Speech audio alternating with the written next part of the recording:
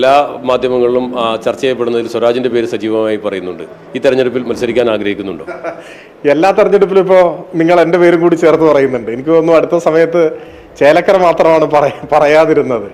ഒരു കാര്യം ഞാൻ ഉറപ്പ് പറയാം, ഇവിടെ നിങ്ങൾക്കും സ്വീകരിക്കാൻ കഴിയുന്ന, എല്ലാവർക്കും സ്വീകരിക്കാൻ കഴിയുന്ന, വിജയം ഉറപ്പാക്കുന്ന ഒരു മികച്ച സ്ഥാനാർത്ഥി ഇവിടെ വരും.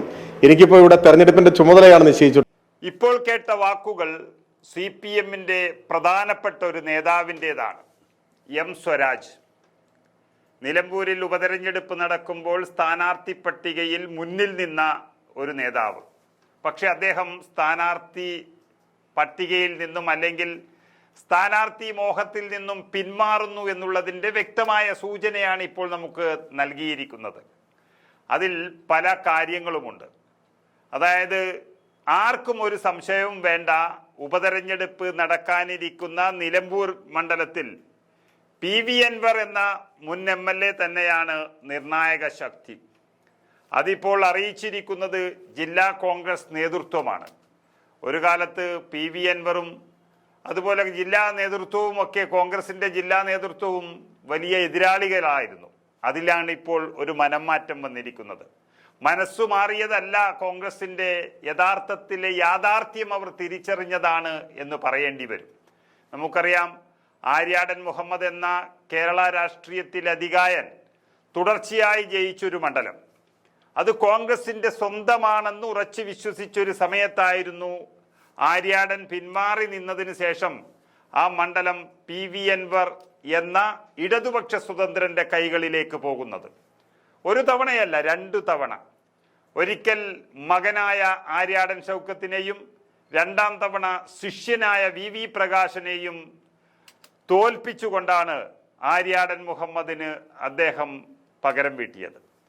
തുടർന്ന് ആ മണ്ഡലം മാത്രമല്ല, കേരളത്തിലെ ഒട്ടുമിക്ക ഇടങ്ങളിലും അതിശക്തമായ ഒരു മുന്നേറ്റം നടത്താൻ കഴിഞ്ഞ PV അൻവറിന് നിലമ്പൂർ കോൺഗ്രസ് നൽകിയ ഒരു പരമോന്നത ബഹുമതി എന്ന് തന്നെ പറയാം ആ ജില്ലാ കമ്മിറ്റിയുടെ പ്രസ്താവന.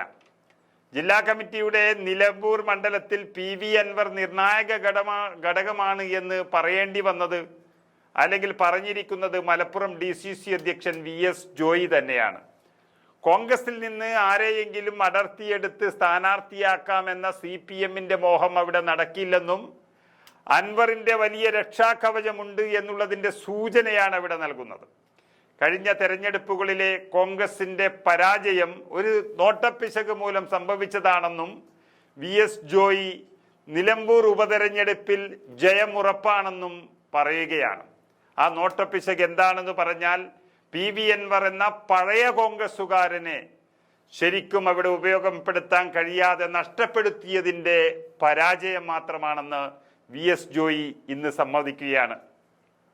PV അൻവറിന്റെ പിന്തുണ തന്നെയാണ് എന്ന് അവർ വലിയ നേട്ടമായി കാണുകയാണ്. നിലമ്പൂരിൽ അൻവറിന് മണ്ഡലത്തിൽ വലിയ സ്വാധീനമുണ്ട്. മത്സരിക്കാൻ തന്നെ CPM നേതാക്കൾക്ക് ഇപ്പോൾ പേടിയാണെന്നും UDF കേന്ദ്രങ്ങൾ ഉറപ്പിക്കുകയാണ്.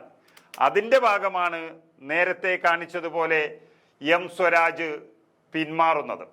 UDF ഒറ്റക്കെട്ടാണെന്നും VS ജോയി വ്യക്തമാക്കുമ്പോൾ സ്വരാജ് അടക്കമുള്ള CPM നേതാക്കൾ പിന്മാറി പിന്നോട്ടടിക്കുന്നതും നമുക്ക് വളരെ വ്യക്തമായി കാണാം.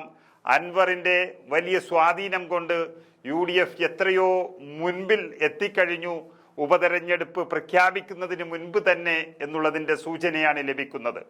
മുമ്പുണ്ടായ തോൽവികൾ ഒരു നോട്ടപ്പിശക് മൂലമായതിനാൽ ഇത്തവണ പഴുതടച്ച പ്രചരണം ഉണ്ടാകുമെന്നും VS ജോയി പറയുന്നു. നിലമ്പൂർ ഉപതെരഞ്ഞെടുപ്പിന്റെ ചർച്ചകൾ തുടങ്ങിയതോടെ മുന്നണികൾ തമ്മിലുള്ള വാക്യുദ്ധവും തുടങ്ങിയിട്ടുണ്ട്.